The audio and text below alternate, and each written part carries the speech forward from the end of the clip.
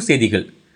திருவண்ணாமலை வேங்கிக்காலில் உள்ள தலைமை பொறியாளர் அலுவலகத்தின் முன்பு தற்போது அரசு அறிவித்த தினக்கூலி ரூபாய் 766 அனைத்து ஒப்பந்த தொழிலாளர்களுக்கு தமிழக அரசு நேரடியாக வழங்க வேண்டும் என பல்வேறு கோரிக்கைகளை வலியுறுத்தி தமிழ்நாடு மின் உற்பத்தி மற்றும் பகிர்மான ஒப்பந்த தொழிலாளர்கள் கூட்டமைப்பு மாநில பொருளாளர் ஏழுமலை தலைமையில் கண்டன ஆர்ப்பாட்டம் நடைபெற்றது.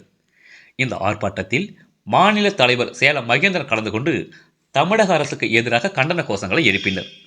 பின்னர் வருகின்ற 12ஆம் தேதி அன்று தமிழகம் முழுவதும் அனைத்து மாவட்ட ஆட்சியர் அலுவலகத்தில் ஒப்பந்த தொழிலாளர்கள் மற்றும் அவர்களது குடும்பத்தைச் சேர்ந்தவர்களுடைய வாக்காளர் அடையாள அட்டையினை ஒப்படைத்து வருகின்ற சட்டமன்ற தேர்தலில் தேர்தல் புறக்கணிப்பு செய்வோம் என இந்த கண்டன ஆர்ப்பாட்டத்தில் மாநில தலைவர் தெரிவித்தார்.